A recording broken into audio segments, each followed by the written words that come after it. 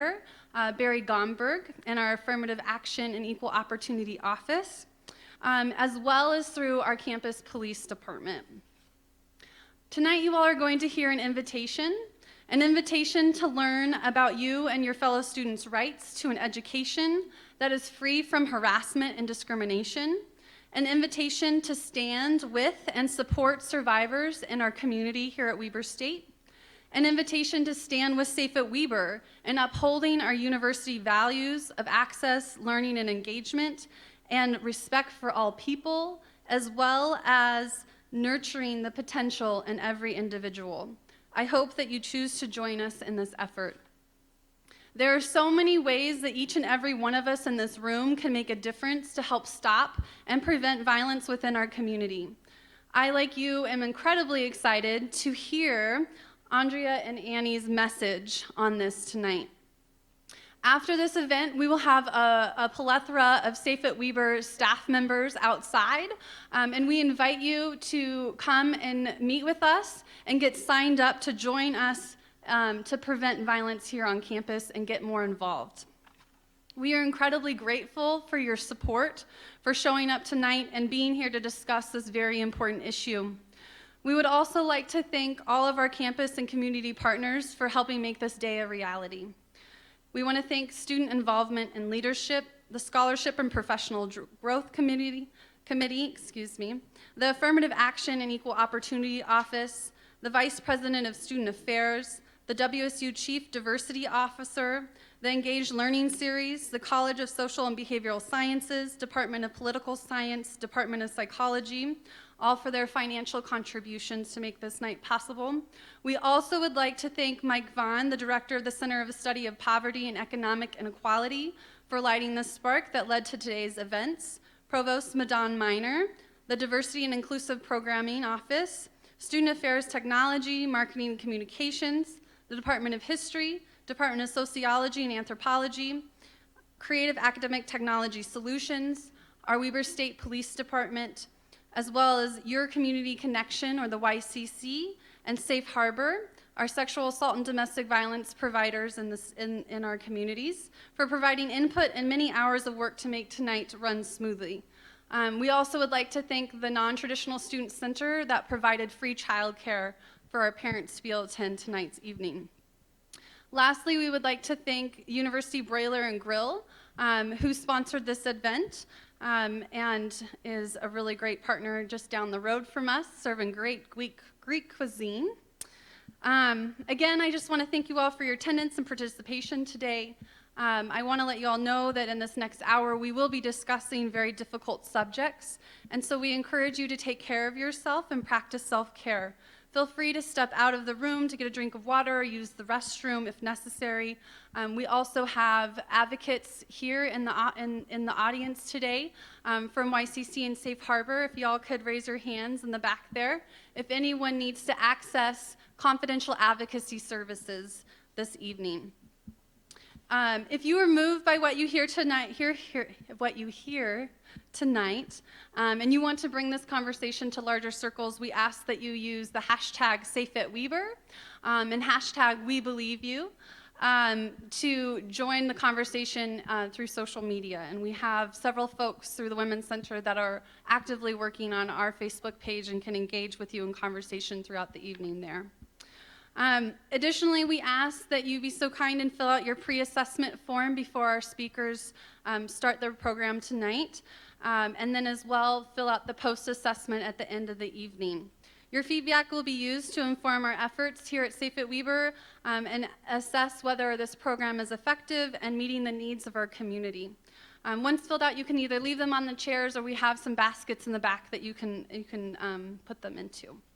With that, I would like to welcome Catherine Shackelford, our Safe at Weber Student Violence Prevention Coordinator, to the stage so that she can introduce our wonderful and courageous speakers from End Rape on Campus, Andrea Pino and Annie Clark. Thank you.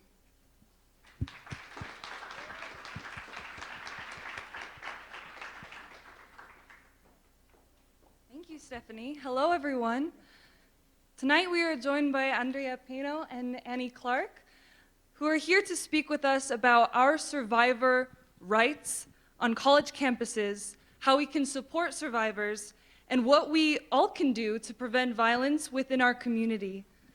Annie E. Clark is a co-founder of End Rape on Campus and a lead complainant in the Title IX and Clery complaints against the University of North Carolina at Chapel Hill, where she graduated Phi Beta Kappa with a BA in political science.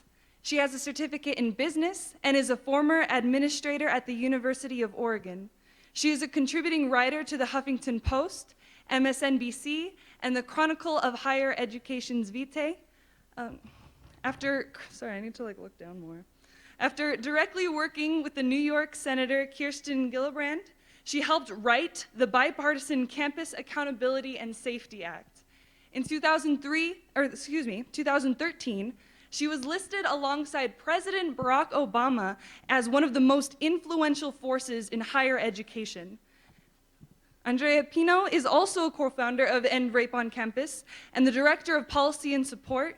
She attended the University of North Carolina at Chapel Hill, where she majored in political science also.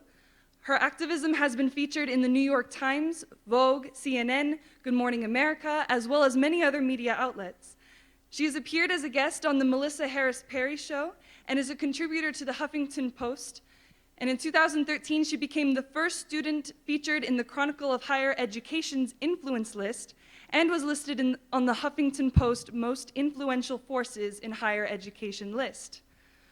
Both of their work is prominently featured in the documentary The Hunting Ground, which premiered in the 2015 Sundance Film Festival and was screened at the Davis campus last night. Did y'all go to that? The Hunting Ground? No? Okay, you all gotta check it out on Netflix. I'm pretty sure it's still on there because it is a must-see. It's very good.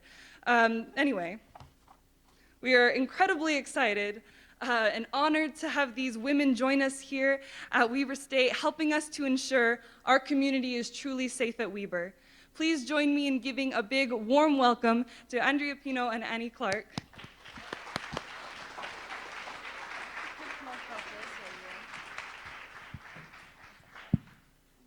Good evening. Thank you so much for choosing to spend time with us here today. And I also just want a quick shout out to Paige and Stephanie from the Women's Center. Paige picked us up at the airport around midnight last night, and we tried to find Taco Bell for a very long time.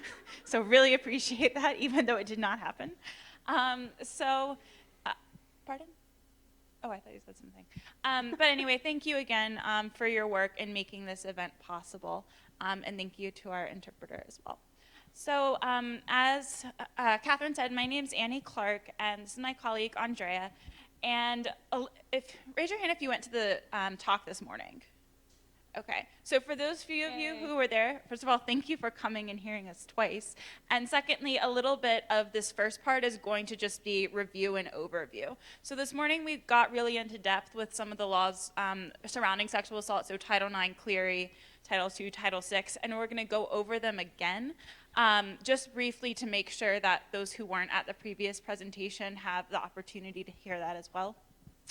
Please do want to reinforce, feel free to step out, take care of yourself, text your friend, do whatever you need there. And then we're going to go into a little bit of a storytelling mode about sort of our individual activism as how we were, students and very young, but were able to work with other activists, learning from those who came before us, stood on their shoulders, and were able, with a lot of other people, to make campus sexual violence sort of a national topic of conversation.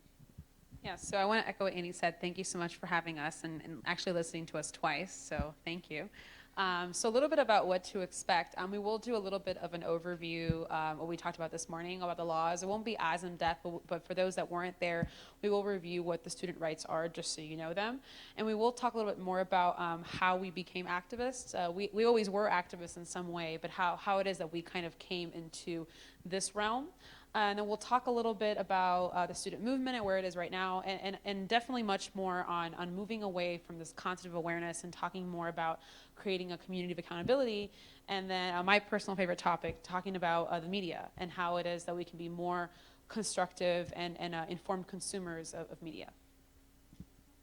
and then what you can do. And at the end, we're going to have time for questions, because we're not only here to talk about what we know, we're here to learn from you as well. And you're the experts on this campus, so I would love to hear any ideas that y'all have about making your campus safer, but also want to acknowledge that there are people in this room who have been doing social justice and advocacy work before we were even born. So it's really thanks to you that we have the vocabulary to have this conversation in the first place. So after the hunting ground and what you'll see in the media, we kind of got frustrated that the media were sometimes pining for this perfect survivor narrative that didn't exist, and that we're continually focusing on people who look like me. So white, blonde girls in higher education. And we said, we know this is not the reality of folks experiencing sexual violence, and wanted to give people a platform to share their own stories in their own words. And so We Believe You is a book of 36 individual survivors of sexual violence, majority of whom are people of color, LGBT, or both, and just talking about the different intersections of race, sexuality, gender identity, things that you can't really fit all, or we pushed for them, but they wouldn't fit them all in the film. And so please check that out. We're going to be doing a book signing after that as well. But we start with this to just sort of think about the frame of what a survivor looks like and who do you think that person is, and to recognize that anybody could be a survivor. So a little bit about us. I grew up in Raleigh, North Carolina, which is the South. We had abstinence-only education. We were not taught about consent or anything in schools.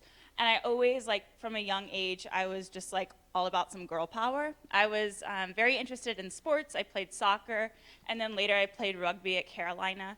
And I was often one of the only females on my male soccer teams, predominantly male soccer teams. And so I just had the sense of inequality, but I also knew that I was a fighter. I like things, in control, whether that be my grades or on the field.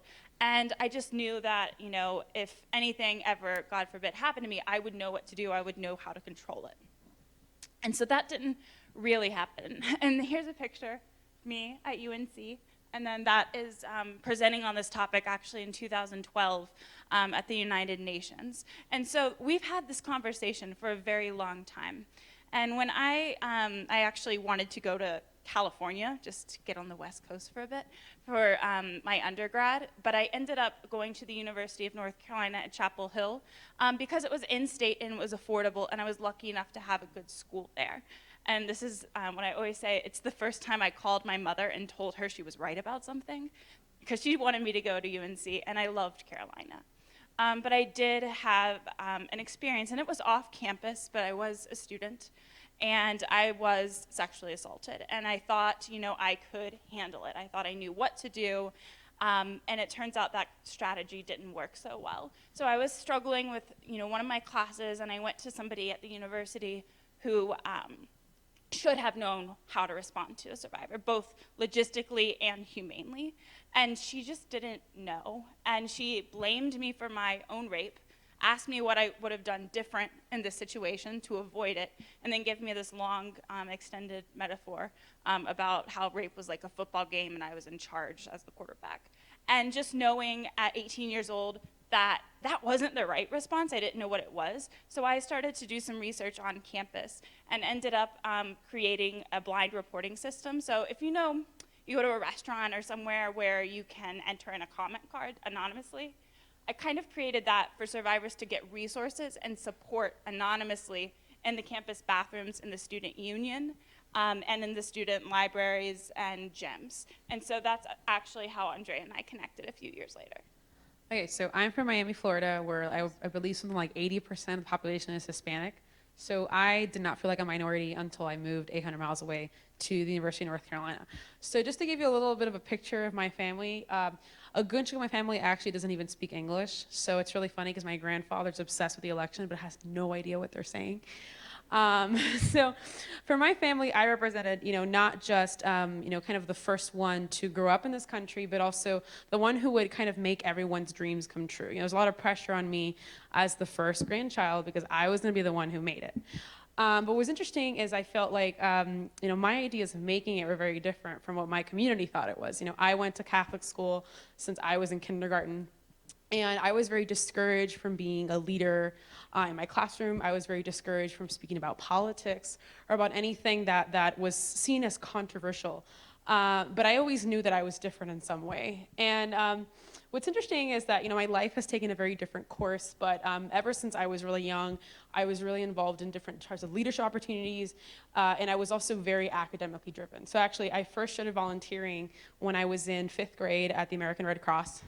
And I was involved in a lot of the Katrina relief and Wilma relief when I was in middle school. But it was in 6th grade that I discovered Gilmore Girls, right?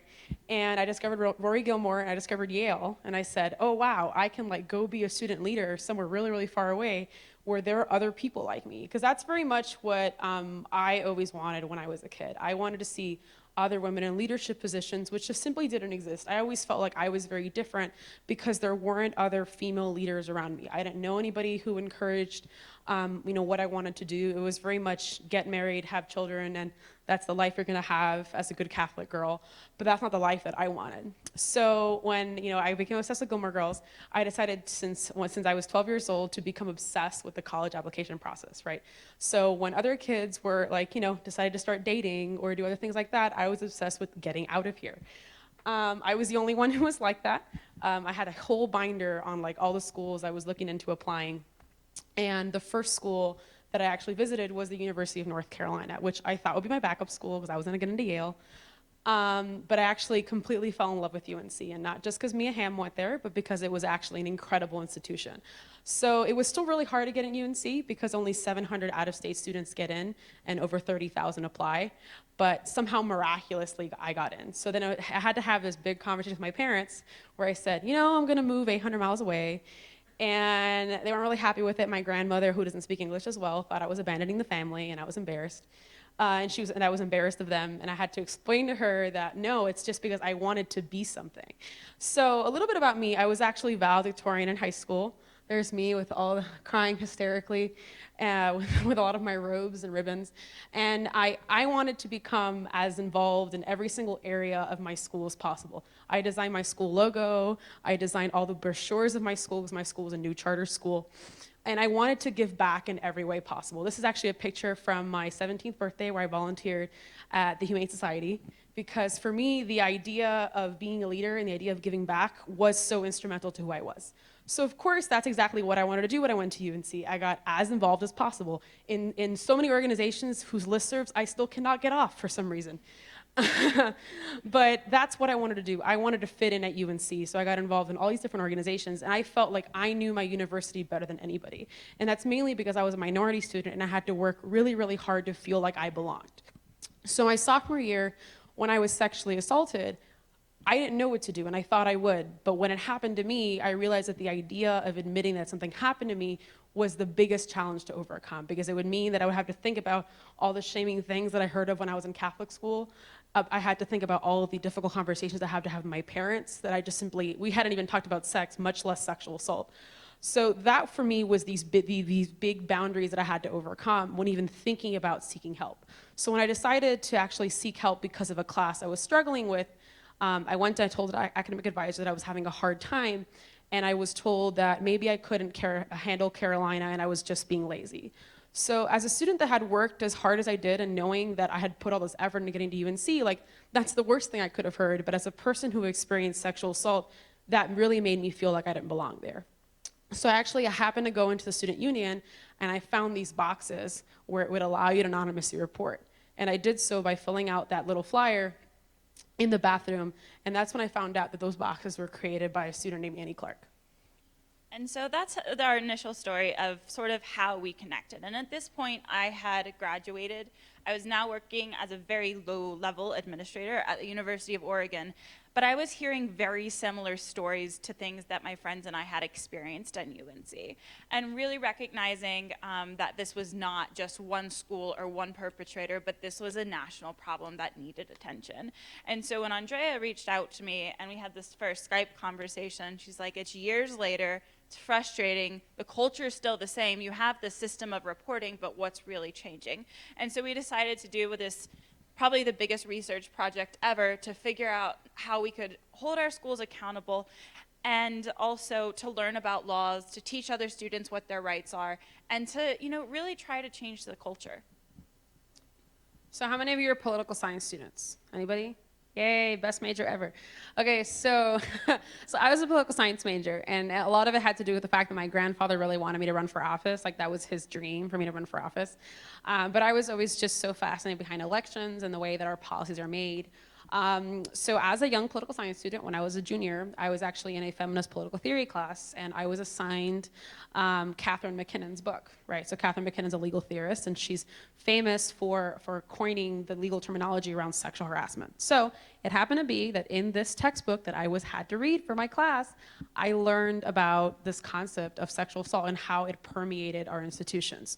So really quick overview, and we went in depth in this morning. So sexual assault happens at incredibly rampant rates in education. So it's been replicated over and over again, and this statistic is very recent. It's from 2016 from the Bureau of Justice Statistics, that 1 in 5 and 1 in 16 men will graduate with a title of survivor if they even graduate with their college degree. So it's an incredibly rampant rate, and this is at universities and colleges all around the country. And these numbers are actually very similar to what's happening in Canada, in the UK, and Australia. So it's actually a bigger problem worldwide as well. And so we also think it's really important, first of all, there needs to be better data, and that data needs to be broken down to see about how sexual violence is impacting different communities. And what we do know is that survivors of color, or people of color, are sexually assaulted at higher rates. And you can see some of the stats there, but one of the groups that is most impacted are Indigenous and Native women. And you don't hear about these stories. And it's also to recognize that sexual violence does happen in higher education, but it also happens much, much earlier and way later. And so we're just trying to give you a microcosm, a snapshot of the area that we talk about, which is colleges, but recognizing that this is a spectrum that starts very, very early. And I do want to also point out that President Obama is actually going to announce a task force that's going to actually specifically tackle violence in Indigenous communities tomorrow. This was actually just announced a few hours ago. But unfortunately, a lot of governments just simply aren't doing enough to support Native survivors. Likewise, we know, this is from the same study, that the LGBT community is also affected in higher rates, particularly trans women of color. And we bring this up, and we think it's important to highlight, because when you have a conversation about policy or barriers to reporting, you need to look at who's at your table and making sure that these communities who do experience higher levels of violence are represented at every single step of the way. So like Annie was saying, so actually trans women of color are facing this large epidemic of violence targeted at them for who they are. Pretty much every day there's another trans woman of color that has been murdered because of her identity. So again, we do want to highlight this because unfortunately a lot of universities just do not have this conversation around supporting transgender students to begin with, and much less transgender survivors. So when we did delve into this huge research project, and Andrea's reading Catherine McKinnon's book in class, and I'm going to these trainings for my job, one of the first things that popped out as something that we might find useful was Title IX. And a lot of people, the first thing they hear about or think about when Title IX is mentioned is sports and sports equity. But actually, this is all it says. That no person on the basis of sex, and it's also been interpreted to mean gender now, should be denied benefits for their equal access to education. So what does this look like? One of the first cases we researched was actually at Yale, and it was Alexander versus Yale, where 5 women argued that because they were being sexually harassed by their peers and their male professors, that they had an unequal access to their education, and they couldn't fully recognize the value of that education because of this harassment. And so there's been lots of other case law that we won't go into, but really using that, and we were 5 women at UNC, we said if harassment has this impact on education, of course sexual violence does too. And so really, like I said, learning from those before us and having the framework, we said Title IX is probably useful in some way because it it requires an equal access to education. So I will say really quick, this is why it's so important to read your assigned reading, okay? Had I not read my assigned reading, I would have no idea what Title IX was, and that's because my university literally wasn't talking about it in 2012. This simply wasn't a conversation. And actually, it was when I read this book that I'm like, oh, this seems like this problem that we're still having in 2012.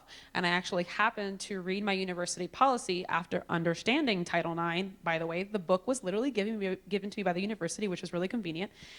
And I presented it to the university and I said, you do realize that you're violating Title IX. And it just was a conversation that nobody was having in 2012. So again, no one thought that I would really take my coursework and apply it to the university in the real world. But that's the point of a college education, right? So another law that we learned about is called the Clery Act. And this came into effect because two very passionate parents lost their daughters. Jean Clery was raped and murdered at Lehigh University, and the university did not tell anyone about it. They just sort of, people heard word of mouth, but their family said if there's a crime of this magnitude in the community has a right to know. That was one of the things.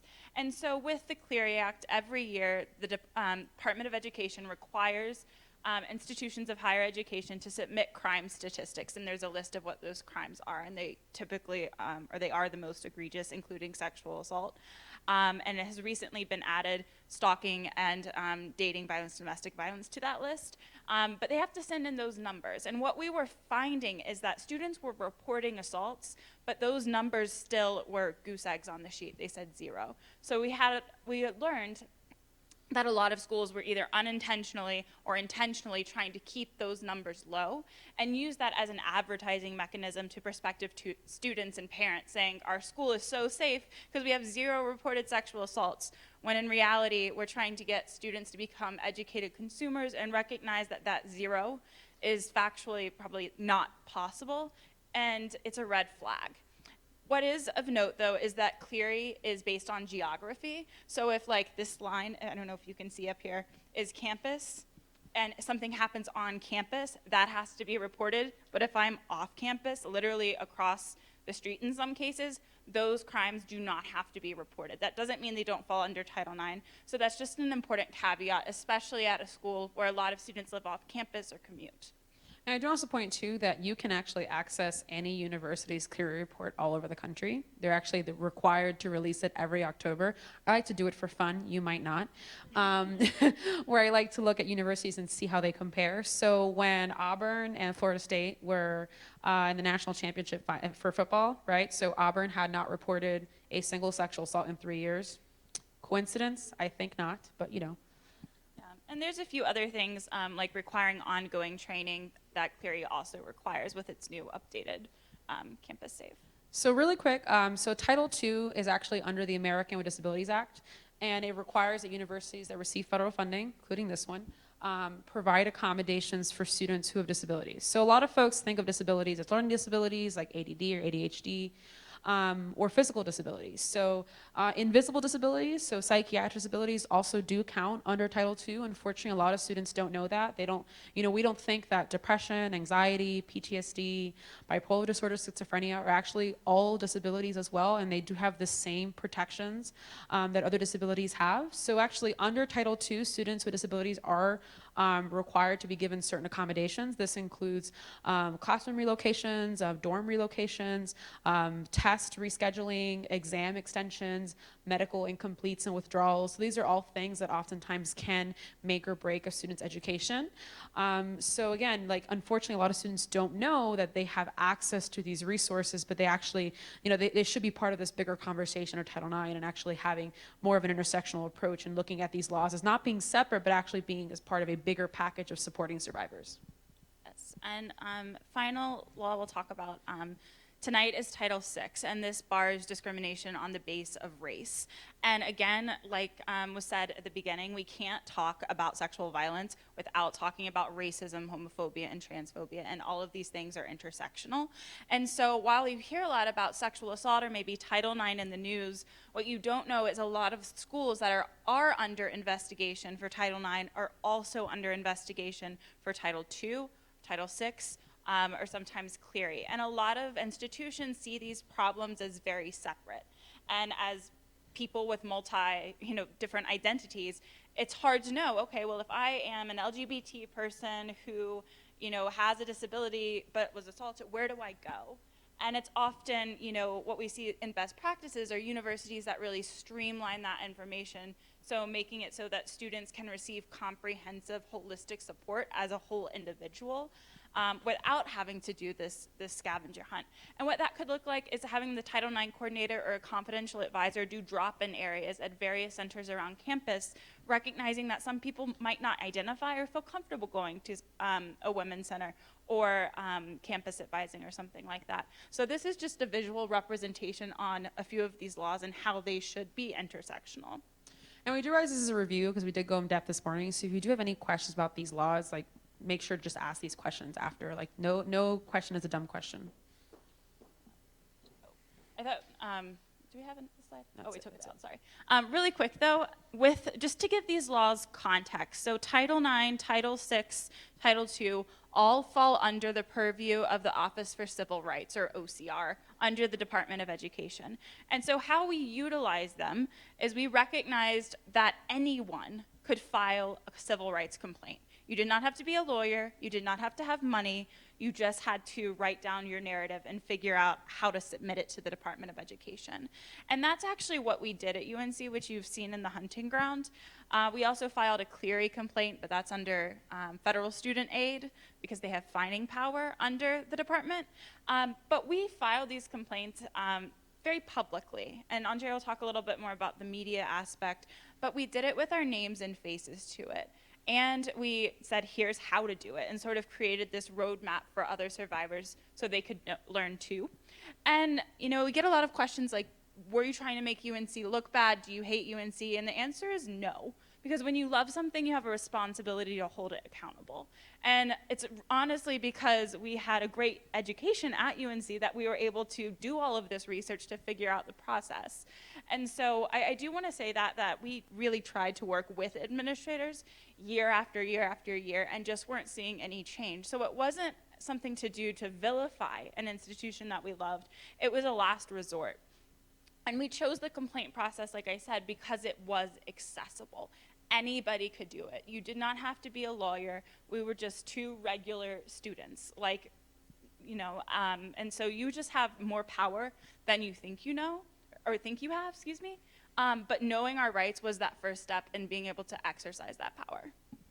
Sorry, everyone, I do apologize that our PowerPoint's being cut off. I don't know why.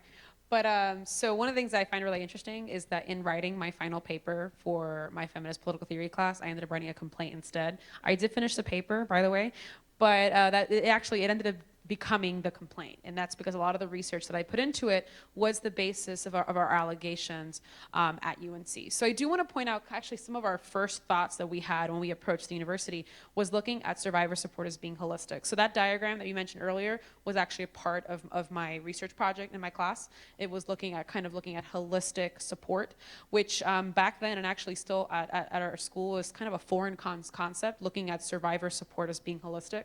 So these may seem like very easy things to get at a university, getting resources for disabilities, getting accessible counseling services, and even getting an adjudication procedure. But at the time was completely controversial. So at UNC, sexual assault cases used to be adjudicated by a student-run honor court, which means you had about 100 students or so that were elected to be part of the student-run honor system, and they're the ones who determined what was a sexual assault and what was not a sexual assault. And that had been going on for well over 100 years. And no one thought that was a bad idea up until 2012, when students had come forward. So this concept of having a procedure that was not run by students, that was impartial and actually helped survivors seek justice was considered radical in 2012. And I want to highlight that because we just came back from Canada, where I would say they're about where we were in 2012. I mean, this simply was not a conversation. I mean, conversations, lectures like this did not happen in 2012. So I want to point out because again, Annie and I were in our early 20s and we were students, and we had this idea that at some point was a research project, and it did lead to where we are right now. So a quick story about this photo, and if you can't see it, it's Andrea, me, and then in the back are a bunch of United States senators. And we chose this picture of awareness versus accountability for two reasons. One, like I just said, you have much more power than you think you do. So sometime around 2013, Andrea and I were in DC for something, work or I don't remember. But the point is we had a few hours to spare before our next meeting. And so we're walking around and, getting lunch. And then I look at Andrea and I said, what if we walked into the Senate? And she's like, we don't have an appointment. We don't have anything. We're like dressed sort of okay. But we walked into the United States Senate and knew that Senator Kirsten Gillibrand had been a big proponent of survivors of military sexual assault. So we went in, no appointment, knocked on her door and said, can we talk? And at that time, you had the legislative director and another one of the legislative assistants, and they said, well, she can't right now, but we can. And we spent and there wasn't even a conference room available, so we spent the next 45 minutes in the hall of the Senate talking to two of her staffers about why campus sexual assault matters. Got an email later, Kirsten wants to meet with you, can you come in? And we had this very long meeting and said, okay, well, we need to write some legislation. And so started putting together a bipartisan group of senators and started writing legislation. And that's to say, we had no idea that we could do any of that, but you don't know if you don't ask. And a lot of these things at your university, you just might not have asked the right person, or people don't know that they can do something. And so just to think about, what you can do, who you can ask, could be a senator, it could be a teacher. So actually, one of the first questions I was asked by a local reporter, and you can probably find it if you Google it somewhere, she's like, how do you feel? Like, what makes you so different? I was like, I'm just a 20-year-old taking on a 200-year-old university. And at the point, I was kind of terrified, and I was like, I shouldn't have said that. But that really was what I was. I was just a 20-year-old girl who was taking on a 200-year-old university. And what's really interesting is that, Kirsten's actually become a big friend of ours and a big advocate, but she even says it herself. She's like, I had never had anybody, by the way, we aren't even her constituents, we just showed up to her office. She had never had anybody show up. By the way, it was like almost 5 o'clock. Like they were literally about to close. And we just showed up there, and no appointment, nothing special. Like nobody had referred us. Like we just showed up there. And that is why she decided to write the Campus Accountability and Safety Act. So the reason we say this is because actually this was, I think, 2 days before my finals were starting, so I really shouldn't have been in DC. But this is so important to me because this is exactly what I had been researching. This is exactly what I wanted to do, and I wanted to take the lessons that I had learned in the classroom and apply them to real life. Because what was going to stop me, right? Maybe my theories might actually work. So again, that's actually why we ended up there. So really quick, I actually want to encourage all of you, when you think about these laws and when you think about this bigger conversation, like it's so important to ask the hard questions out of the classroom and outside of your safe circles. And these aren't very easy questions to ask because asking these questions means that something about the place you love might be flawed. Something about the institutions that you care about could be improved. And we don't just refer to universities when we say this, we refer to any institution. These are big questions that have to be asked about many institutions. The criminal justice system, the churches, the military, these are all questions that can be applied across all these different institutions. So one of the things we do want to mention is, is the university truly committed to survivors? And that was a really difficult conversation for me to have with myself when I was first coming forward, because I loved UNC. I lived and breathed UNC, and it was my dream to be here. And to think that my university wasn't supporting survivors was really hard for me. So a lot of folks think like, why don't more people support survivors? Why don't more people denounce their institutions? And the reason they don't do that is because you need to have this big soul-searching moment and realize that the schools whose basketball team and football team you cheer on every season might have some problems they have to fix. And that is not an easy conversation. Yeah, and also to really amplify the fact that this should not be incumbent on survivors. We need allies. Just like it shouldn't be, just people of color saying Black Lives Matter, we need white allies too. Same thing with homophobia and transphobia. And so really, if you're sitting there like, what can I do? How do I support, my friends or survivors? Asking these questions, we need you to do that too. Another big conversation too, like are student campaigns and involvement welcome? That was one of the things that I went from being a very well-respected student leader to being incredibly vilified. And I don't mean just by the university. I mean, I was in senior leadership in student government, and all of a sudden the student body president said that I had single-handedly ruined his entire administration, which I thought was really interesting because he went from having to focus on, I think, renewable energy to having to focus solely on sexual assault because of me. So, again, I was like, are you serious? Like, you're the one who put me in this position to begin with. I'm sorry that I did my job. And for him, it was really difficult because it meant that as a white male in a fraternity, he had to talk about sexual assault all the time, and that made him incredibly uncomfortable. So again, think about, like, are student campaigns welcome here? Like, do you feel as if you showed at a protest tomorrow talking about sexual assault or really any other issue? Would you feel as if your student body and your administration will welcome you? And that's a really difficult conversation. And the last thing is, do I feel safe coming forward? And that's not an easy question either, because I can tell you from a lot of my friends back at UNC, none of us formally came forward against the university in regards to a perpetrator, because we felt that if we did so, we wouldn't get any justice. And that speaks volumes. This is my favorite infographics ever. And I feel like whenever I lose it, unfortunately you can't see the top of it, but it's a little infographic started by For Student Power, and it's about how administrators, and I don't want to say just administrators, but really how institutions defeat student campaigns. And I'm so sorry that you can't see it because of the PowerPoint. Yeah. And this is not to say all administrators are bad or all are good. It's institutions and systems of power and how things that you're trying to get done might not work. And a lot of it has to do with institutional responsibility and memory. And so you have the first step, I'll read that. It says students present demands to administration, administration ignores or dismisses them. And then you have the second step, so it's petitions, protests, sit-ins. Then third steps, it's the committee, where you have a task force and they really look into it, and then they promise to do something, and then the fourth step is basically summer vacation or graduation. And then what happens is this cycle repeats itself again and again and again when we don't mentor our younger student leaders. So to give you two really quick examples, so UNC is infamous for this stuff.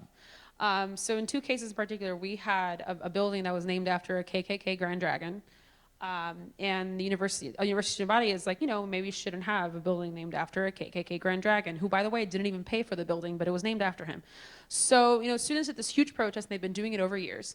And the university has decided to bring a committee together, and they're like, okay, we're going to respond to your protests, and we're going to rename this building. So summer vacation happens overnight, and all of a sudden students come back in the fall, and it's been renamed Carolina Hall, very mysteriously. So the main thing is the students had asked for it to be renamed for a prominent Black literary scholar, Zora Neale Hurston, if anyone knows who she is. She actually taught at UNC, and that's what they wanted to name it. But because nobody was around in the fall, the university conveniently left out the entire student opinion. And unfortunately, this happens in many universities, and it happens involving many different types of issues, not just sexual assault or racism. For example, in the sexual assault case, the policy was conveniently written over the summer where nobody was there. And again, like when it comes to asking those hard questions, like even though it seems like our institution might care, how is it that they can be more committed by actually being more transparent in their goals and actually really including students and not just when it's convenient? And making sure they're including all types of students, not just either the most privileged ones or those in the upper echelons in leadership positions is important. All right, so my favorite part ever, I'm so glad we finally got to this.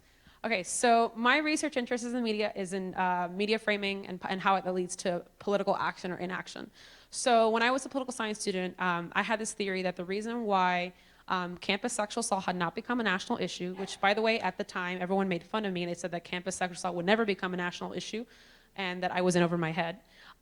My theory was that it was because of the way that sexual assault was being talked on campus, right? So why was it that we weren't hearing about these cases of campus sexual assault happening all around the country? So I picked up this book. It's called Is Anyone Responsible? It's by this political scientist at Stanford. And he has these two terms called episodic framing and thematic framing.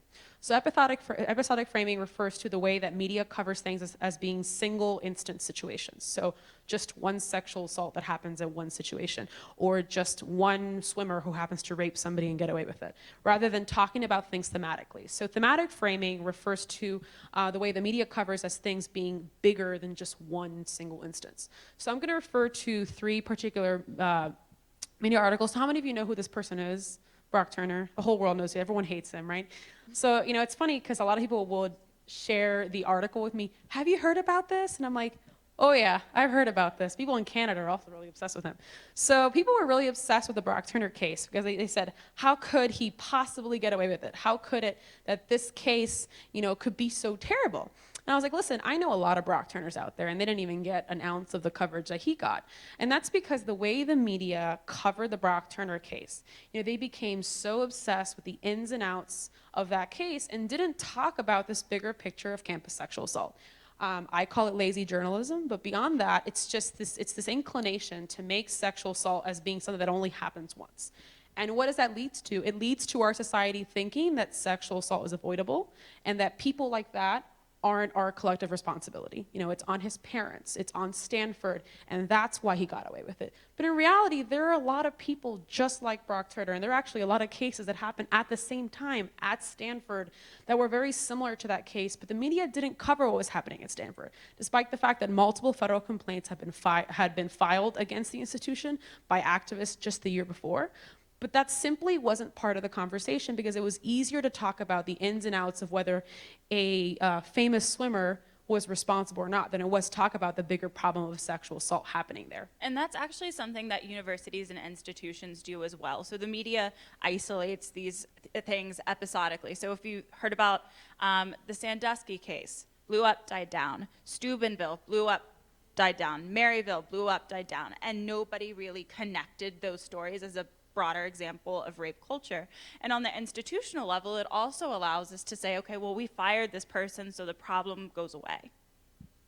Yeah, so the other case I want to talk about is Emma Sulkowicz. How many of you recognize Mattress Girl? She's known as Mattress Girl now. So Emma Sulkowicz is actually one of the over 20 complainants in a case that our organization helped file back in 2014 against Columbia and Barnard. So at the time, Emma wasn't even public. Emma was one of the over 20 people that had filed a complaint. And it was after the complaint was filed and after it was investigated that Emma decided to do this project where she would carry the mattress representing, you know, the pain and burden of being a survivor and not being believed or supported by her institution. So the media became completely obsessed with Emma Sulkowicz, the ins and outs of her case, whether she was lying or not, what her sexual interests were, and what her ulterior motives were. But never did an article actually talk about the fact that there were over 20 other people that were part of that complaint. Not to mention there were 4 other people who had accused the exact same person of the exact same type of sexual assault. So again, it was this hyper focusing on this case. And again, like so many people would ask us, like, have you heard about Mattress Girl? We're like, yeah, you know, we actually know her personally and she's not really just Mattress Girl. But, you know, unfortunately, that's what the media likes to do. And I think what's interesting about the Emma Sulkowicz case in particular is that the media really hyper-sexualized her case. They focused so much on literally like what her sexual pleasures were and her interests were, because it was easier to think that a woman could be lying than to think that things like this could be happening at an Ivy League university. So the last one I want to highlight is actually an article that we were first featured in. So this article actually went live when I was in my women's studies class, just like kind of nerve-wracking. And it was actually one of the first thematic framing cases involving campus sexual assault. So we had this reporter, his name was Richard Perez Pena, he works for the New York Times, and he called us and he said, do you think there's like a national problem going on with campus sexual assault? And I'm like, yeah, you've written like 8 articles about it and you didn't think to connect the dots? And he's like, no, you know, I actually didn't think that there was a problem that was happening in other places. So I don't know if he actually meant that or if that's just what his job was, but this article, which is also featured in The Hunting Ground, was one of the first thematic articles. And there has been more media coverage that has looked at sexual assault as being thematic, but unfortunately, it's not very common. A lot of times we'll focus on individual cases because, again, it's a lot easier to think about it as happening very infrequently than as frequent as it is. And also, Andrea will explain her next slide based on the research, but also to share that what we were learning and studying, doing this and trying to create this more thematic frame was very intentional. So much like when we would speak publicly and say, you know, no, I don't hate UNC, we're holding it accountable, and UNC is not the only institution that's doing this, we're very careful to say this is not about UNC, this is about all college campuses, and UNC is just the microcosm that happened to get called out first. Okay, this is actually literally copied and pasted from my term paper, by the way. So the 4 cases that I highlighted here were actually the first 4 cases in kind of the modern movement of complaints against universities. So the first being the case against Yale University, which was in 2012. And what I did, by the way, in my methodology for this was I kind of copied and pasted 25 articles, both local and national, covering these cases. And I looked at the pattern in the way reporters were talking about it. So I do want to point out the Yale cases. That one came first. And the 2 biggest words you see, you might not see it, but it's Yale and sexual. And those are the words that were mentioned over and over and over again in the article. Notice you don't see anything about campus, you don't see anything about Title IX. It simply wasn't a conversation back then in 2012. So the next one was the case at Amherst College, in which a student named Angie Epifano wrote a very viral article detailing her experience with sexual assault at Amherst. So in this article, they focused a lot on Amherst, and they started mentioning this concept of campus sexual assault. And that's mainly because Angie herself started calling it, this epidemic of campus sexual assault. So after that was our case at UNC. And actually, when we came forward, we said, what if we combine the 2 elements of the Yale case and the Amherst case? Like, what made those cases get media coverage? So the Yale case, it was the fact that these students filed a complaint. And in the Amherst case, it was this powerful personal narrative. So what if we come forward as survivors and we share a personal narrative and we file a complaint, not with attorneys, but ourselves. So because of that, because we were the only people speaking, the university wasn't speaking, and we didn't have attorneys, we became the sole storytellers in this conversation. So whenever reporters would come to us, we was like, we're not gonna talk about what you wanna talk about, we're gonna talk about this bigger problem of campus sexual assault, which at the time for them was a very foreign concept, but because we were the ones doing the interviews, we got to control the media conversation. So when you look at the coverage of the UNC case, you finally see this conversation of campus sexual assault become a thing. And you also see Title IX, and you also see complaints, which again, before this simply wasn't happening. The media simply wasn't talking about it this way. These were very foreign concepts, and they were considered radical feminism, when in reality, that's simply what it was. So the last one I wanna mention is the case against Occidental College, which was the first case that we helped other students and professors file. And when you see it, the school name is actually one of the smaller things mentioned, and the concept of campus sexual assault is finally becoming the focus of the media coverage. And what's also interesting here is that we were able to loop this back. So I'm not sure if you can see because it's small, you can see my name in the Occidental cloud. You can see Amherst, you can see Carolina. And so when we were training the Oxy folks on media, we were saying connect it back to other cases. And finally, once you get 6 months later, where you have other cases at UConn and Dartmouth and Swarthmore, most of the reporters were saying cases like Carolina, like Yale, like Amherst. So you had this longer thread. It was part of the national narrative that it was no longer just one school. And also, so a lot of folks actually ask, how did the hunting ground come to be? The hunting ground came to be because of our media activism, right? So when I was a student at Carolina, one of my residents, when I was an RA, went to go see a screening of Kirby Dick and Amy Ziering's prior film, The Invisible War, which also premiered at Sundance and got the jury prize. They were touring with the film, and they came to Carolina, and one of my students went to the screening, and she's like, well, you should listen to what's happening to my RA. She's going through this too. And it was when they reached out to us and started talking to us, and they said, we think that you're onto something, they decided to make the hunting ground. So that's how that happened. It was like very casual, and we met them, when they came to UNC to come visit. So. Okay, also in a frame of media, talking about becoming educated consumers of media, which I think we've all seen recently with the recent comment said by one of our presidential candidates, dismissed as lewd banter or locker room banter and comments. But what you've started to see is people correcting those headlines and saying, no, it wasn't just inappropriate behavior. What he was describing was sexual assault. And so here are 2 examples of going in and actually fixing media headlines and tweeting them back out and getting journalists to respond. And there was actually a pretty big successful case that a woman named Farah Khan started in Canada to get Time magazine to change this headline, or one of the headlines. This is an example of where it says Brock Turner of Oakwood convicted in sex case. And Andrea crossed it out here and said, Brock Turner of Oakwood convicted of rape. And so really naming what the behaviors that are taking place, and not using euphemisms because we like the way they sound better, but that really erases survivors' experiences when they do that. Another example, this is from, I think, just last week. Ontario man who was feeling sexually frustrated when he raped and killed a 15-year-old girl gets life in prison.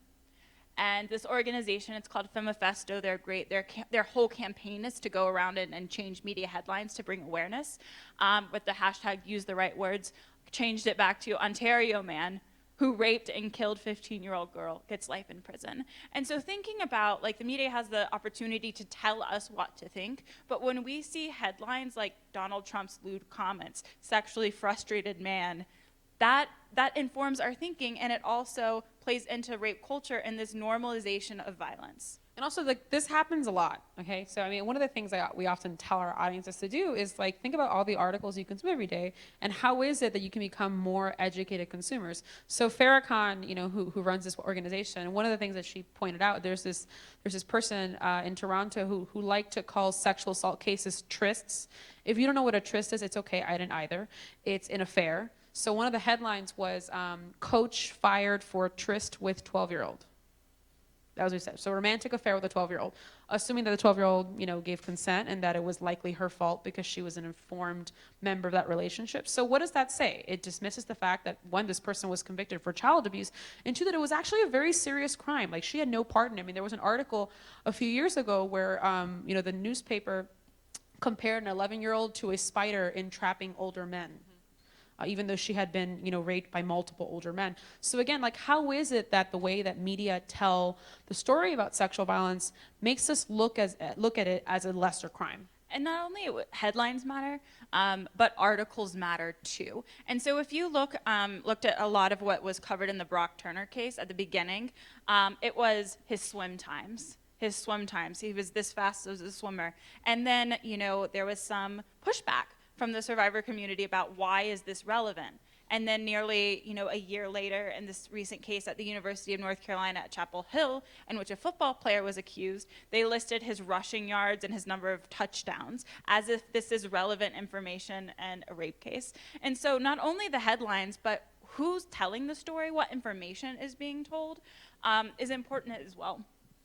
So also, whose stories get covered.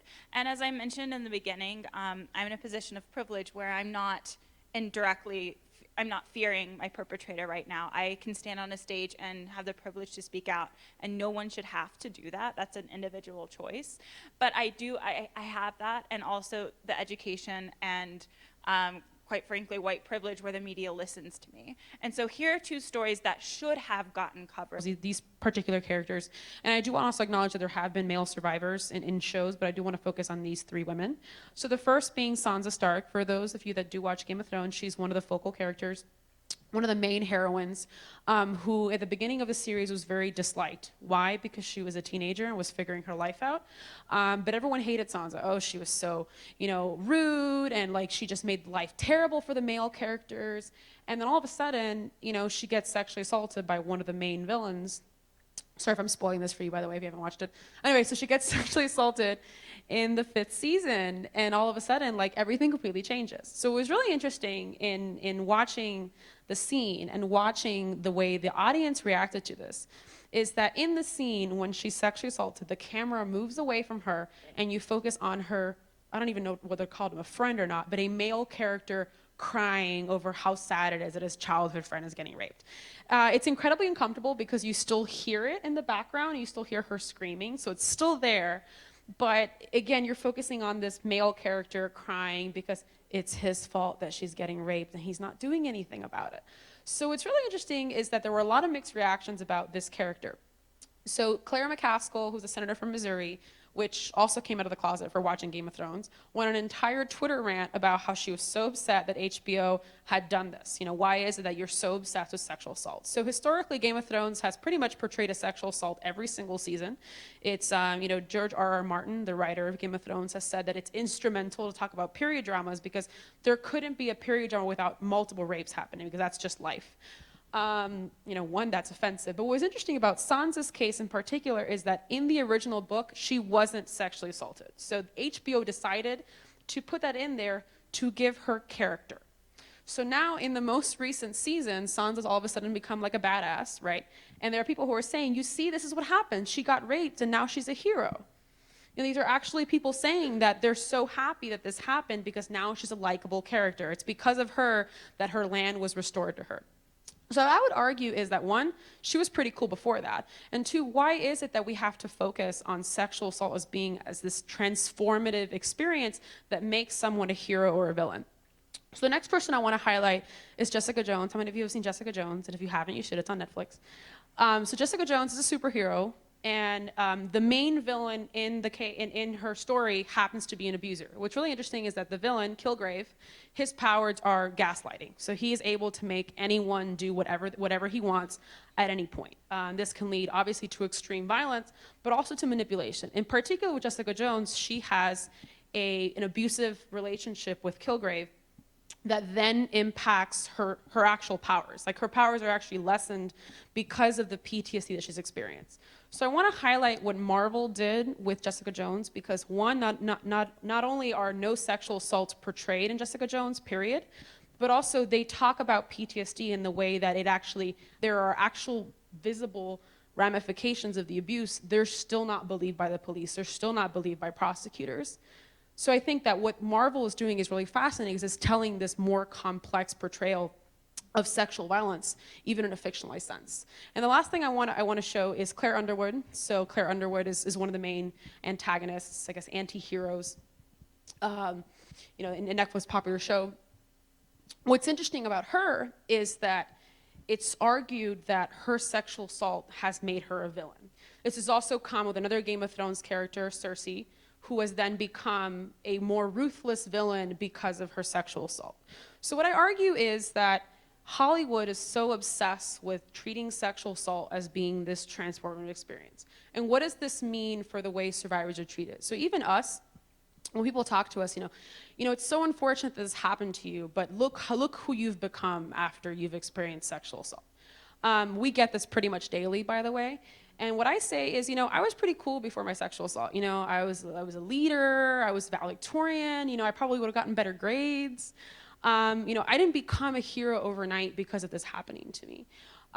So what I want to say is when you think of the way that Hollywood treats sexual assault and the way that the media treats sexual assault, how is it that you can become more informed consumers in the way that sexual violence is talked about and actually realize how it is that it's not really a realistic portrayal of sexual assault and survivors?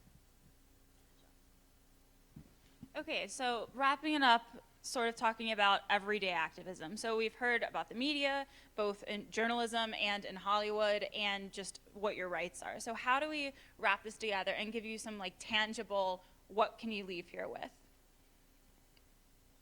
Just really quick, so everyday activism is this concept that we say that everyone has, it's a radical notion that everyone has a part in helping end violence and oppression. So not just sexual violence, but other types of oppression. So activism should be hard. It's a growing process. It's not easy to be an activist. There's this constant learning and how it is that you can become a better ally to communities that you're not a part of. But it's also something that can happen every day. So these are 3 pictures that I want to highlight. The first person is Brenda Tracy, who's actually a contributor to our book. And she came out about her gang rape at Oregon State University 17 years after she was assaulted. And she thought she was too old to be an activist. She didn't know any of the jargon. She wasn't a women's studies student, so she didn't know what she was talking about. And she was the mom of 2 now grown men. So how could she become an activist? So for her, she has completely changed her life and has now dedicated her life, which, by the way, she's a registered nurse, and she spent a good chunk of her life being a registered nurse. So now she actually goes around the country talking about raising her young boys and teaching them about consent and how to become an activist when you didn't think that you would become one. And the second one is another book contributor of ours. Her name's Ariane, and she actually was at Harvard and now is in med school at Canada. And when she came out, she was definitely vilified, but she also got a lot of support. And so what she said, her activism, she didn't want to stay in a nonprofit field, but she wanted to be a doctor and work in the ER and be the first person that told survivors coming in, I believe you, what happened's not your fault. And so thinking about activism in ways that can tie into whatever your profession is important. And then the last one, it's taking care of yourself. And so that's Andrea with her dog and me, and we're just sitting out at a national park, just breathing and relaxing, because this work is hard and it's stressful. And taking care of yourself is that form of everyday activism that is so crucial to be able to do all of the other stuff. Okay, really quick, when we talk about everyday activism, a lot of times in bystander intervention trainings, we hear like, okay, this is what you do on a Friday night to make sure somebody doesn't get assaulted. But what we know is that there's so many other things that happen much earlier before that person actually gets to that point. So my sister's a kindergarten teacher, and she talks about like hearing people on the playground, like boys, oh, he hits you because he likes you. He's chasing you because he likes you. All the kids kissing, even though one of them doesn't want it. That's so sweet and cute. That's starting to talk about rape culture and the lack of consent. And so having conversations with your kids about bodily autonomy. And fast forward, to middle school, when girls are physically removed from their classrooms, their education is lost because they're told that their shorts are distracting, their shoulders are distracting to their male peers, also giving a message to their male peers that they can't control themselves and we can't hold them to any sort of standards because boys will be boys. And then fast forward that to the party on Friday night, and somebody says, well, what did you expect? You were dressed like that. And how do these things, form a continuum of culture that makes things like Brock Turner not surprising, but rather a very ugly reflection of how we raise our young men and boys in particular. And so this is an iceberg reference that shows like these are the physical manifestations at the top: murder, rape, sexual assault, hate crimes. Those are the things that we often can see that are more visible in society, whereas a lot of these are still very visible as well, but they hold up those crimes. They make it possible. Racism and sexist language and homophobia make those hate crimes possible. And at the bottom is indifference to all of this, because you can say like, well, I didn't assault anyone. You don't get a reward for not committing a felony, right? You have to do something about this. And if you're not participating and actively fighting against these things, you're also part of the problem. And so when you feel safe to have these conversations, calling out that behavior is another thing you can do. And I want to also point to, one of the things that makes activism so hard is that we have to recognize that we are all part of the solution and we're also all part of the problem. And there are always things that we can work on. There are always things that we can better. But again, it starts with admitting that these are all things that are part of the problem. And it's so hard to think like, oh, why is a rape joke the same thing as committing a rape? It isn't the same thing. Yeah, but it creates this fertile ground in which those things are okay, in which the little boys who weren't told that pushing a girl was a bad thing don't think that it's a bad thing when they're accused of sexual assault in college. Why? Because they never had these conversations. So it's so important for us to think about how these everyday behaviors actually create this society that allows us to not create a deterrence for sexual violence. Okay, just here are a few, oh, I'm sorry, the top got cut off. A few things that you can tangibly walk away here from or with. The first is believing survivors, and this is why we named the title of the book We Believe You, because it's unfortunately a radical act of activism to believe survivors in a world that suggests that we do completely the opposite. That says we should blame, we should ask questions, we should interrogate, we should hear both sides, but to believe survivors first is paramount. Do you want to talk about that? I want to also say too, so for those of you that are student leaders, it's so important to create spaces for survivors to be involved.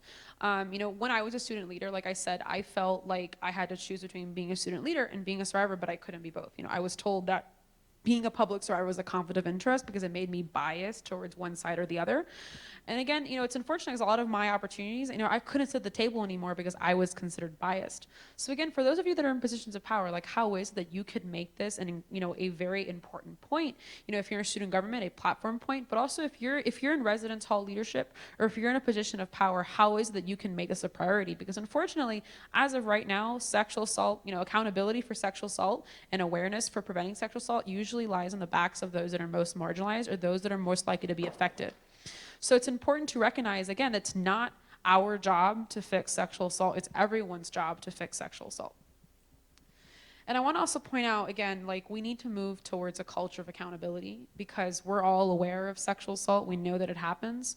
But until we actually start creating a culture in which there is a deterrence for sexual assault, and I don't mean criminal, and I don't mean even from the university, but a cultural deterrence for sexual assault to a point in which it's not called lewd comments, but it's called sexual assault, and we actually treat it with the severity that it requires, we're not going to get anywhere in actually ending the problem because we're dismissing it as being something that's excusable. Here are just some other ideas that we've thought about since being here. So you've got the Women's Center and you've got local rape crisis centers. We met a man this morning who volunteers at a local DV center. Take the Haven training that's offered here. It's optional. Take that. Learn more about the resources in your community. Research laws that are here and call your local law enforcement, your local representative and state level and federal level. We have a lawmaker here that she could probably tell you a lot better than I can what the specifics Utah is facing right now and how you can get involved and help. If you see a problem, once you research, these laws, call. What are your two senators doing at the federal level? Are they on the campus accountability? They're not. Yeah, I know. I'm asking. But are they on? Are they interested in learning more? Do you want to have a meeting? Do you want to get a group of students to go down and lobby and educate your lawmakers on why this matters here to your university and to your state? And also calling out problematic media coverage, whether that is a screenshot and a tweet that you can rewrite or writing a letter to the editor if you see something. So a little more specific things, when it comes to local, it's not just your local politicians, but also thinking about your school board. Is this a conversation your school board is having? Like, is it a possibility to talk about healthy relationship education? I know it sounds like a very far reach thing, but if it can happen in Virginia, maybe it can happen here. So again, like how is it that we can start educating our young people and not just waiting for state officials, but thinking about what your school board could be doing? Maybe even having conversations about bringing the hunting ground or having conversations about actually being able to inform students of their rights. Yeah, we have screened the hunting ground for state legislators before. And so that's something that you could do too. So again, like what I do want to take home is that like if you have an idea, exercise on it. Because again, like at one point, we faced this opposition that said, I mean, literally our university said that our case would never get investigated and to just give up, and then it happened. So again, like if you can imagine it, it's so important to act on what you're thinking because it might actually lead to some really realistic change. Definitely, and don't, if you get a no, that's okay. Ask what you can do better or change, and then just keep going until you get some sort of response from policymakers. When we first called local media and said that we were going to file this complaint, they laughed us off and said, you're two 20-year-old students, you're never going to do this. And then 3 months later, it was front page New York Times news. So it is possible. Just keep the faith. Don't boo, vote. You have the power to put these people in office who are going to be making these decisions. So I'm not telling you who to vote for, but just register and exercise that civil right. But also, there's been a lot of focus on the general election and our presidential candidates, but it's just so important to think about whose seats are up for re-election right now. One of the biggest frustrations I have with being from a swing state and having lived in other swing states is my peers just don't vote. I have so many friends that just decide they don't want to vote because it doesn't matter, especially during midterm elections. But I mean, there's a reason why these policies aren't working, and it's because you're simply just not going out there and voting. So I think it's so important to exercise that right that so many people fought for us to have. And then finally, this is my favorite slide that I like to end with. It's a quote by Audre Lorde: "Caring for myself is not self-indulgence, it's self-preservation, and that is an act of political warfare." And so some mornings, your activism is getting out of bed, and that is just fine. And so remembering, like this, the struggle is long, but the arch is bending a little bit more. And but just make sure that you take care of yourself in the process. And finally, statistically, we know we are not the only 2 survivors in this room, so we just want to send a message out to you. And these are also 3 things that you could tell somebody if they did disclose to you. And that's, it's not your fault, you're not alone, and we believe you. So thank you again so much for coming and spending your evening with us, and we hope you have learned something. And we're here for questions, but if you have to go, please feel free. and then we'll do books later. Here's our contact information if you have any further questions or just want to chat. Again, thank you so much. Bye.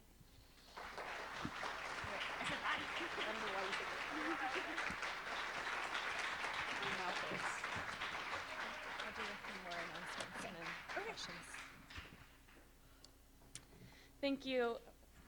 Thank you, everyone. My name is Paige Davies, and I am the Safe at Weber Survivor Advocate here on campus. Thank you for coming to this evening's keynote, and a big thank you to Andrea and Annie for sharing with us. We have been really excited to bring them to campus and cannot thank them enough for sharing their stories and how we all have the power to institute change in our systems. Again, if you're interested in getting more involved with Safe at Weber, our staff members outside have the purple shirts and blue name tags, and they can sign you up, let you know about upcoming events and how you can get involved in the violence prevention education efforts here on campus. We'd love to have your help with this, especially if you're a student and you have a student organization or a class that you would like workshops or more discussions about sexual assault prevention and response to happen in. Please talk to one of our staff members about how to make that happen. You have an assessment on your seat as well. If you can fill it out and place it in the basket as you leave or on your chair, it really helps us in knowing what sorts of programs and services are effective here on campus. You also have a rights and options brochure on your chair. As you came in, it's a blue brochure, and it outlines all of your options if you are a survivor who does want to report to the institution or to law enforcement and what your rights are. Again, please feel free to grab as many of those. They're on all of the chairs. Take them, share them with your friends and in your communities. As they said, Andrea and Annie will be doing a Q&A right now, and we have some very few copies now. A lot of them are getting bought very quickly of We Believe You outside, and the American Democracy Project is also providing voter registration information, so please check out all of the tables. I think that's all of my announcements, so if anybody wants to start the Q&A, I have the mic and I can walk it around to anybody.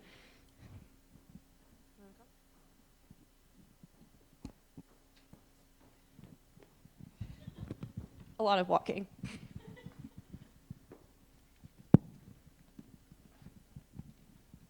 Hi, my name is Amber. I'm a student leader on campus, and I'm also a pledge for one of our sororities here on campus. And to kind of tie into the topic of media that we have, usually when you think of sororities or fraternities, you think of having parties and sex. That's realistically what the media portrays when you think of Greek life.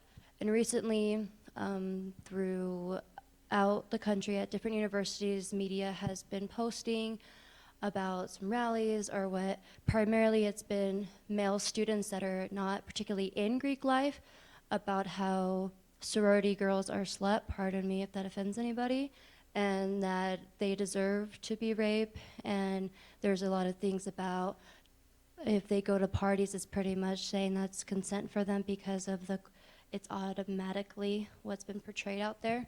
So part of my question is just saying, what advice would you give to Greek life to overcome the stereotype, and also what advice would you give to us to protect us from being victimized?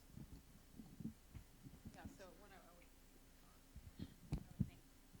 I'm going to talk loud. I'm really good at that. Okay, there we go. Anyway, so thank you for your question. I really appreciate that. So to start off, yeah, I do think that the media do not portray, in particular, sororities very well. And actually, I wouldn't just say the media, but also even Hollywood. I mean, there's always like the stereotypical sorority party, especially when they try to talk about campus sexual assault and they don't do it very well. They usually, there was actually a Law and Order episode that actually featured our cases. We were not told of this. It was called Girl Dishonored. And then in the episode, there was a big sorority party, and the sorority actually turned against the survivor, which was really interesting.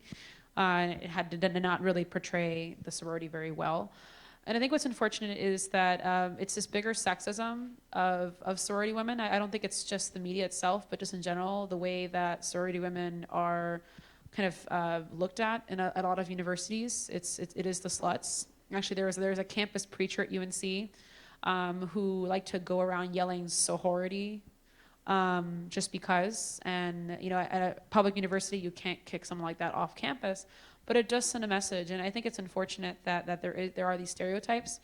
At the same time, I do think that sorority women could be doing more. And I don't mean just the local chapters, but national in general. I do wish that sexual assault was a bigger conversation among sororities. And I think it's very unfortunate, especially when I think of sororities like Alpha Chi Omega, whose philanthropy happens to be sexual assault and domestic violence, that haven't really kind of done this bigger leadership around, particularly protecting sisters. I think it's never really the fault of survivors as sexual assault happens to them, but I do think that more can be done in women's organizations to make sure that they feel supported when they come forward, because there have been a lot of stories of women who have then been victimized by their sorority, who has slut shamed them, or who has told them that if they come forward, especially if the perpetrator happens to be a person of a brother fraternity, that they're going to make them look bad.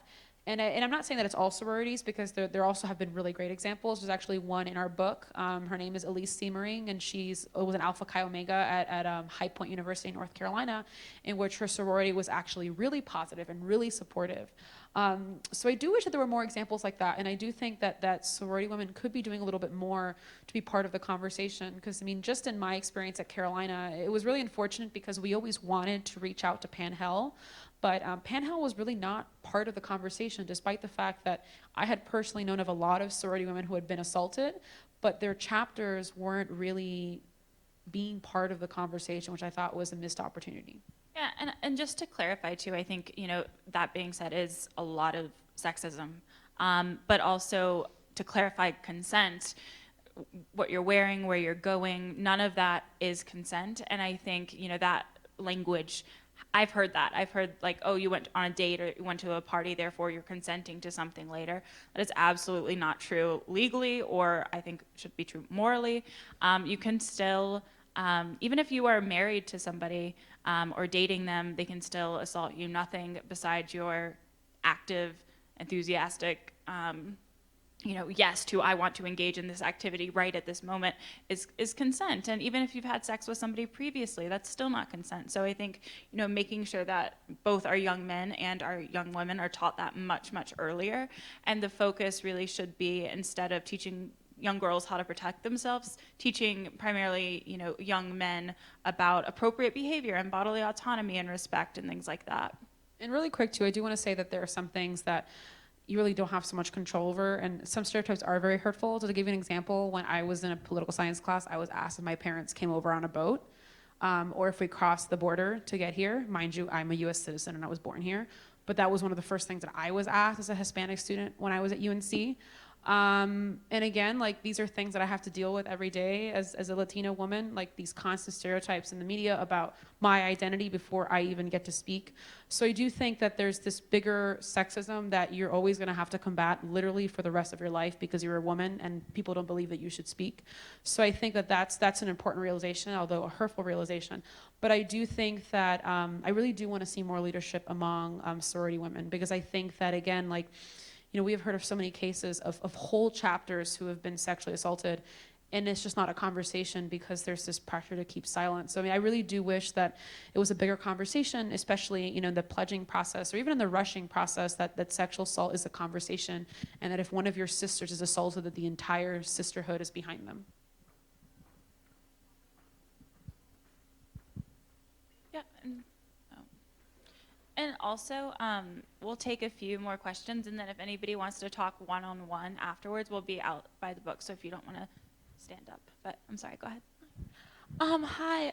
So my family is Native, and I've been very trying to get out Native issues and things that's happening within the tribe and reservations and things like that.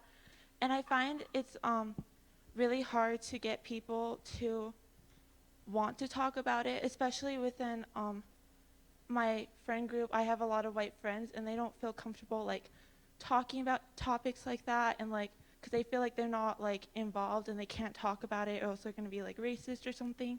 And I was wondering if you guys could give me any advice on how to bring this issue up to a wider group without having people not want to talk about it and stay away from it and stuff.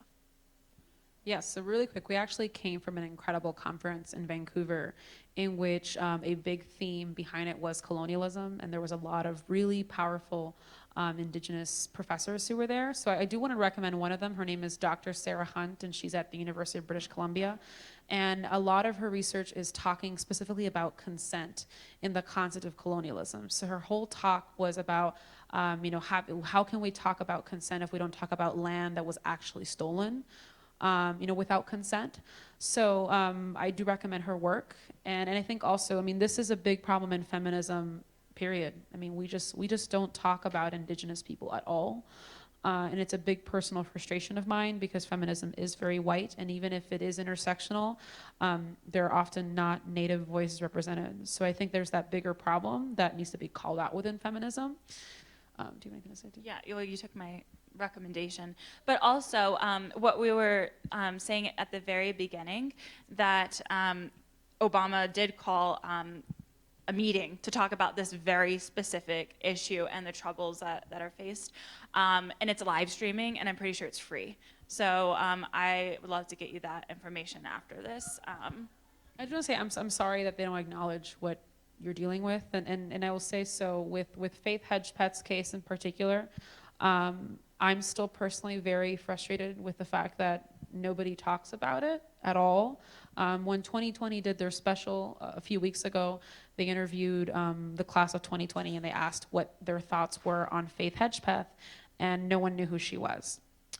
What's really sad about that is there was another student, actually our student body president, who was murdered before I went to UNC. It was 2008, I believe, and every single person knows her name because she is still a figure that everyone talks about. She has scholarships named after her. She has memorials named after her. And it's not to discredit how terrible her death was, but the fact that Faith Hedgepeth's case was 4 years ago and no one knows about it, I think speaks volumes with the way the university talks about Native survivors and victims of crimes. So I think that it's so important to call it out.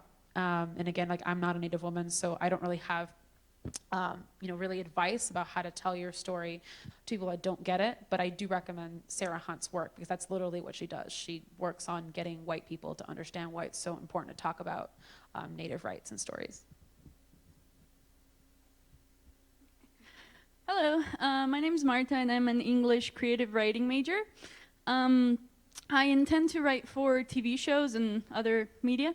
So my question is, how can we portray women that have been survivors of sexual assault in a way that doesn't fall into what you guys explained of hypersexualizing or romanticizing it in some way?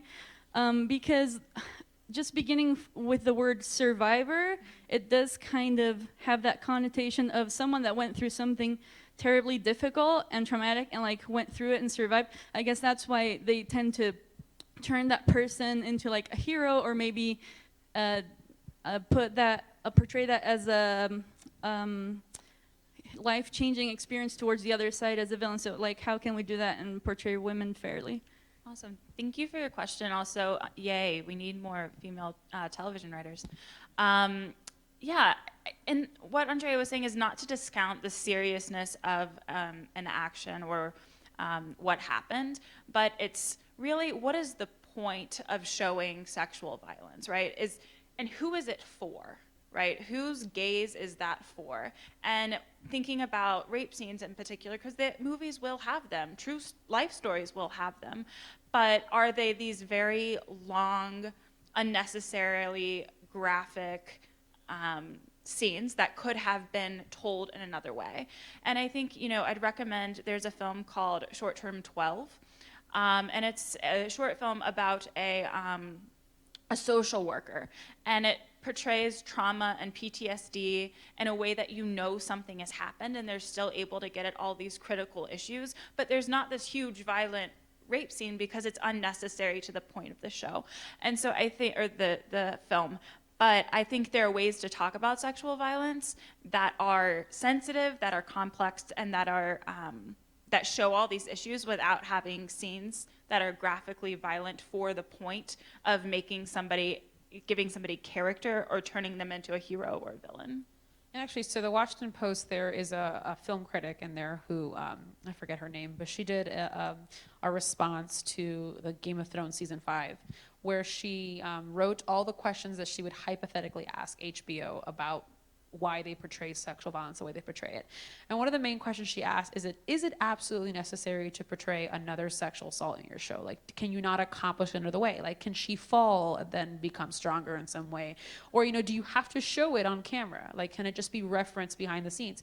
And the truth is that in most cases, it's just, you don't need to portray the assault. There's no reason for it. There's no reason for you to constantly have to brutalize your characters for the sake of plot development. And the reason I do mention Jessica Jones is not to excuse the fact that it is an incredibly violent show, is that it portrays Jessica as being a complex hero. And that's important because survivors aren't perfect. It's not like you get sexually assaulted and all of a sudden you're like perfect overnight. There's a lot of bumps in between, not to mention that sexual assault, it may impact your life forever, and survivorhood is not a linear process. And what's really great, specifically about Jessica Jones, is that her powers are actually hindered because of the abuse. And that's an important story arc because it shows again that even though she is stronger, she's had to overcome PTSD to get to where she's at. And they don't sugarcoat that. She's a complex character, and that's important. And just a real quick comment about language. So we say survivor in our presentation, just that's because that's our preferred thing, but some people prefer victim, and that's fine too, or something else. And there's actually one of our friends and a contributor in the book, Camila, she has a quote in there and says, "Some days I wake up a victim and go to bed a survivor, and some days I wake up a survivor and go to bed a victim." And so I think that's important to recognize that if you're having these conversations, to ask somebody how they want to be identified, and it's not necessarily like a linear thing and there's not a right or wrong. And I would say really quick, it's so important for writers and actors to learn about people who are actually doing this work and have had these experiences. And actors do put a lot of time and energy into preparing for their roles. So I do want to highlight Brie Larson, who won the Oscar for Room in the most recent Academy Awards. She actually spent months reading coverage about campus sexual assault. She contacted us personally. She really put a lot of effort into portraying a survivor. And it was actually a very difficult role for her. But not only did she win the Oscar, but it told a very compelling, powerful story of survivorhood. And I think, again, it's not just about the movie itself, it's about what it tells audiences over the reality of sexual assault. And just making sure you have the right people in the room too. If this is not an area where you're an expert on, or you're writing about something, like I would never write a medical show, I don't know anything about that. But I would have somebody in the room who knows that subject to be able to tell me, no, that's a good or a bad thing, or you would kill this person if you grab the wrong instrument, so it amazes me that these particularly white men writers who have no expertise in sexual violence are writing about it. So I think One more question. we're good. If anybody has questions, we'll step out side. Any other questions? No. Oh, thank you. Thank you. You want to say that?